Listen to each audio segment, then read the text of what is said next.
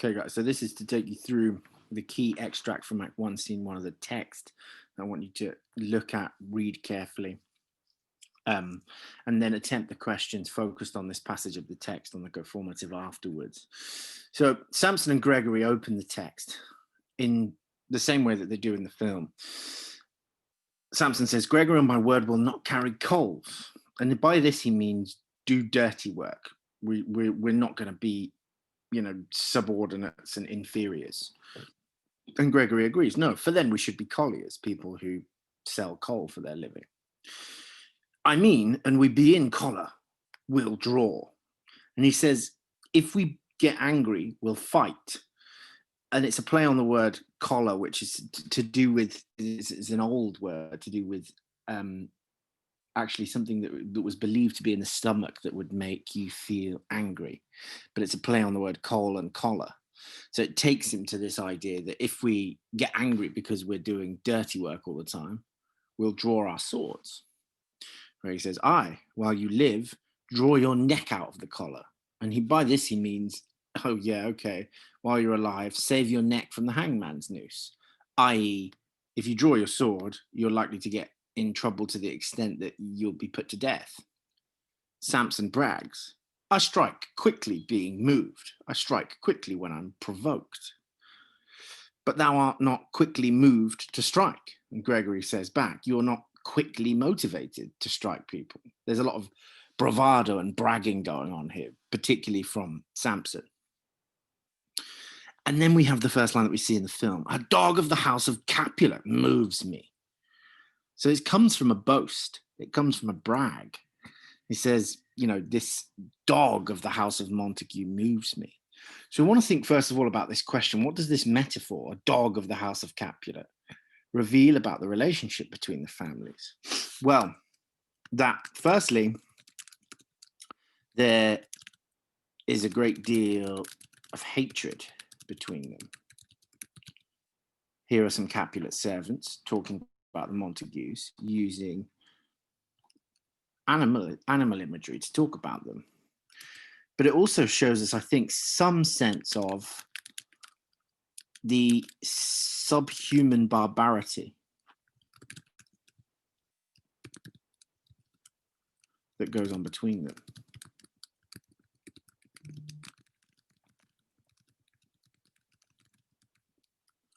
In the name of the feud, in the name of the fight, that idea that they're subhuman, dog of the house of Capulet moves me.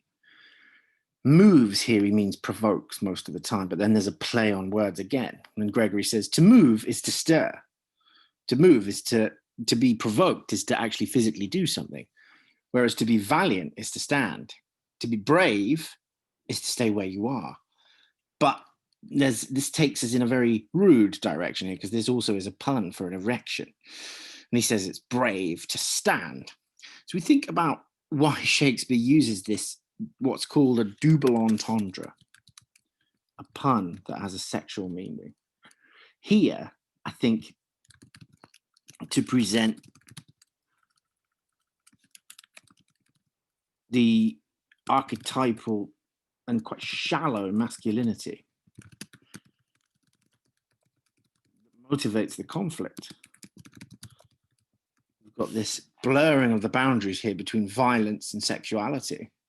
To be valiant is to stand. To be brave is to stay where you are, but also to stand in the other way. He says, therefore, if thou art moved, thou runs away. If you're actually provoked, you run away and are not doing something brave.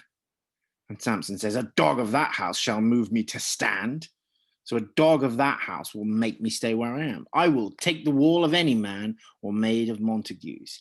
Now this phrase here, taking the wall, was actually historically the better place on the sidewalk, the parts of the path that would be underneath the houses, as people used to at this time throw their toilet pots out the window into the road. So if you were nearer the actual part of the path.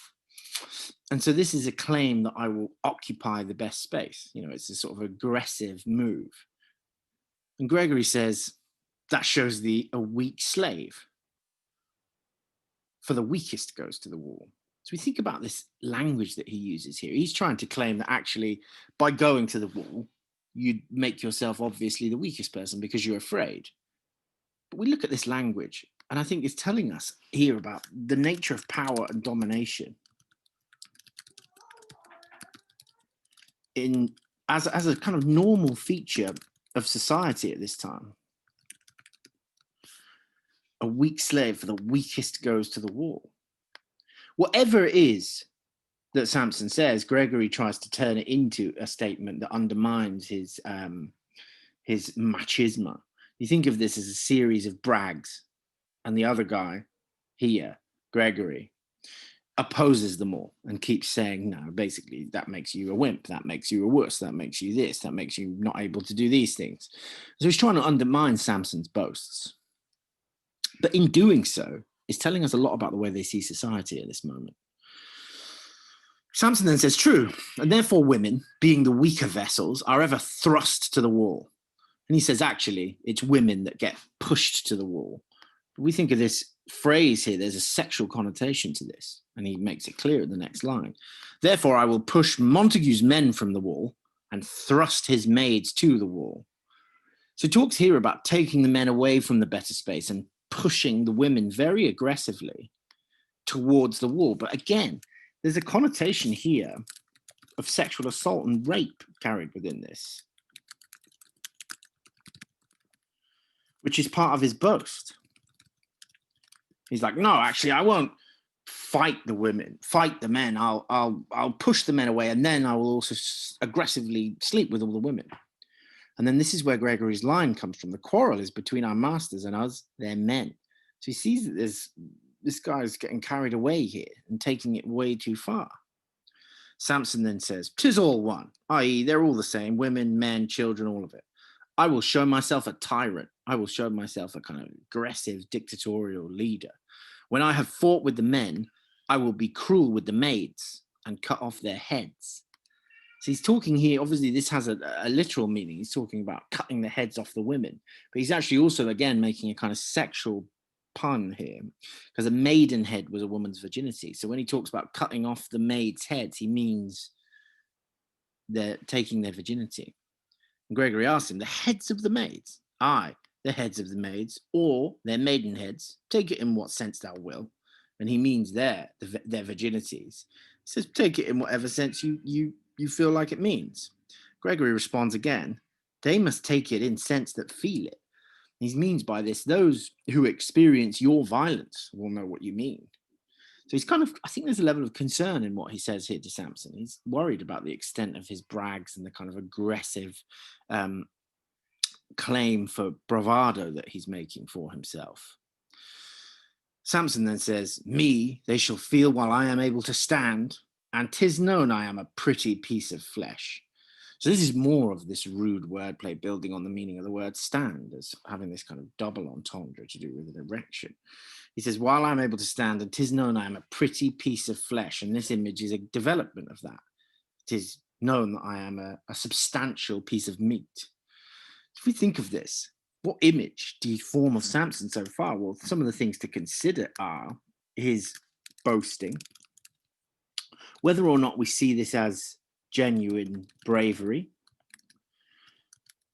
the kind of shallow masculinity, and then also the linking of sexuality and violence in this, which is a theme in the play. There's a number of things to consider when we're thinking about Samson.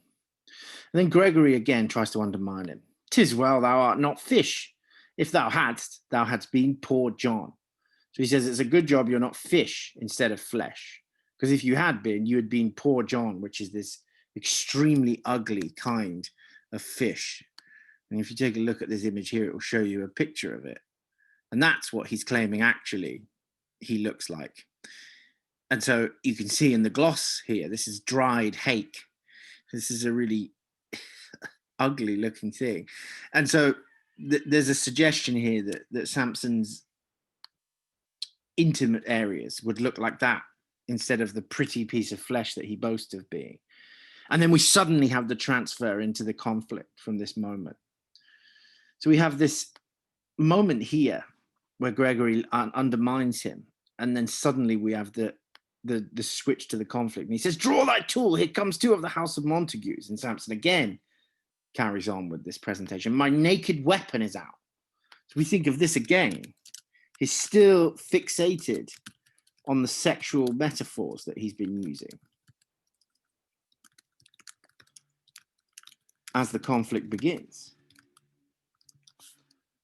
The opening of this is absolutely filled with rude wordplay that is concerned with mostly genitalia. It says, "Quarrel, I will back thee." "How? Turn thy back and run?" He says, "No, no, no, don't doubt me. No, marry, I fear thee." He says, "No, absolutely, I actually am afraid of you. Let us take the law of our sides." So he says, let us have the law on our sides and let them begin. And Gregory says, "I will frown as I pass by and let them take it as they list." He says, "Actually, when I walk by them, I'm going to frown at them and let them take it as they seem to understand it."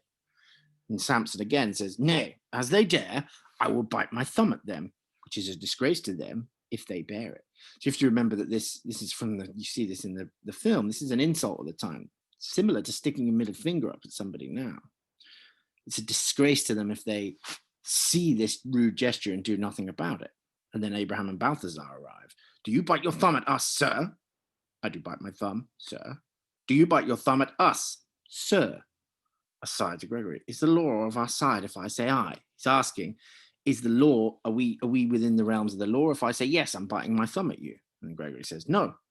And then Samson says, "No, sir, I do not bite my thumb at you, but I bite my thumb, sir. I'm not doing it at you, but I am doing it." "Do you quarrel, sir? Are you looking for a fight?" "Quarrel, sir? No, sir. If you do, sir, I am for you." He says, "I'm the one you're looking for. I serve as good a man as you. I serve someone with as much power as you. I am equal to your challenge." And then Abraham says, "No, better." "Well, sir, say better." And he's trying to get him to say that their master is superior, that Montague is superior to Capulet. "Here comes one of my master's kinsmen." And this is Benvolio entering. "Yes, better, sir, you lie." And then this is what actually provokes them into a fight. "Draw, if you be men." And this is Gregory, "Remember thy swashing blow. Remember it's a specific move with the sword." And Benvolio arrives. "Part, fools, put up your sword. You know not what you do."